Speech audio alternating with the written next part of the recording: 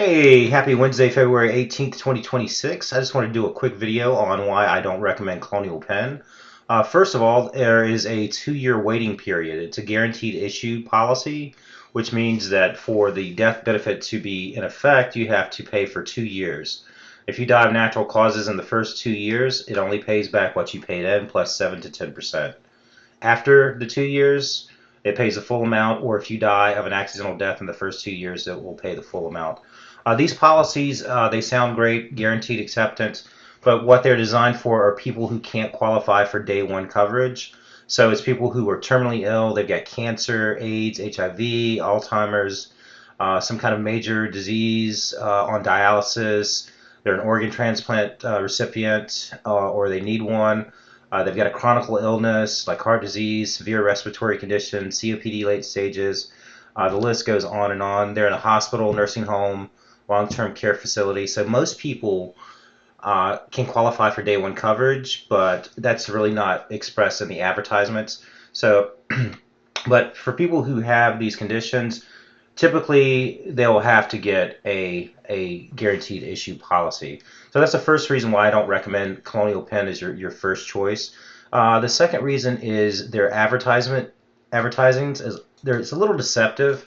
It says it's $9.95 per unit or $9.95 a month, which is true. It's absolutely true, but it is misleading.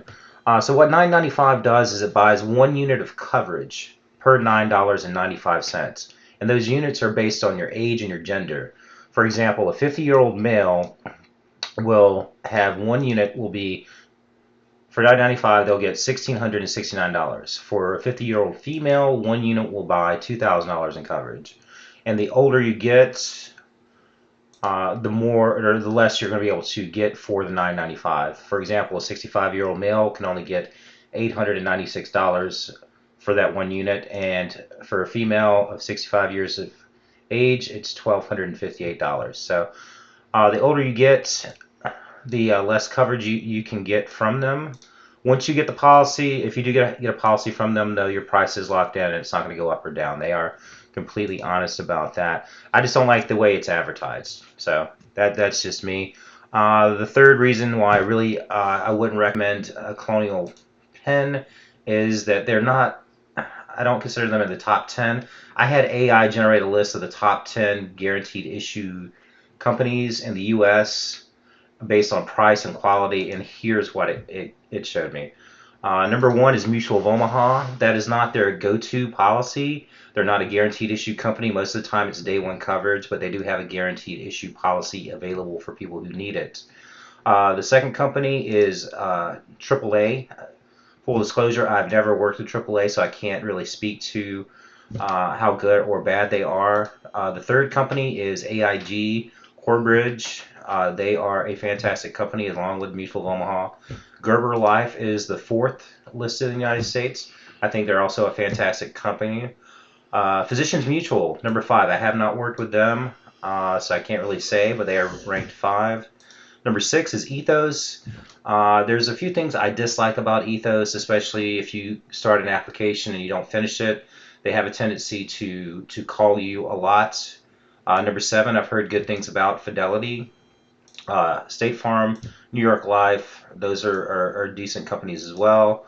Number 10 is TrueStage, which a little bit of information there. You can get TrueStage through Ethos. If you try to apply for Ethos's whole life policy and you're declined, they will automatically route you to TrueStage. Also, I did a little bit of a price comparison here. I just did a quote for $10,000 for a 65-year-old male, so you can kind of see what their guaranteed issue policies cost compared to Colonial Penn. Mutual of Omaha is roughly $40 cheaper. Corbridge is around $30 some cheaper. Um, actually, Mutual of Omaha is around $50 cheaper. I apologize.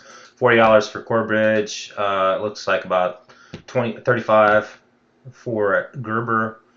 The further down the list you get, you can see the prices kind of catch up. Colonial Penn, they didn't have $10,000 worth of coverage since it is based on units. So I did 11 units for the 65-year-old male, which turns out to be $9,856. So this is the ones I would always go with the top 5 carriers. If you go with Mutual of Omaha, you can't go wrong. Love them. AAA, don't know much about them. I couldn't get a quote from them because I had to put in information and I don't like spam calls. But all of these are good companies. So if you do need guaranteed issue coverage, you can always check with one of these. I represent Mutual of Omaha and Corebridge. I'm contracted with them, so if you need any help with those two, let me know.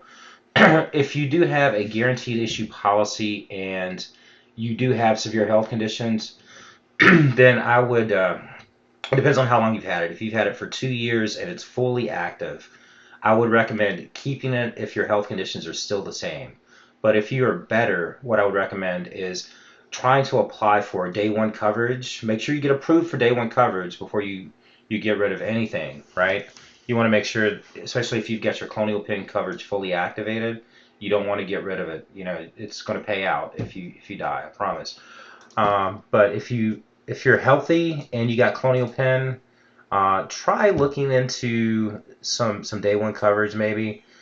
See if you can get qualified, and you'll notice the cost for guaranteed issue policies is typically much higher than for day one coverage. So if you have any questions, comments, or you need any help with anything at all, feel free to call, text, or email me. Thanks a lot.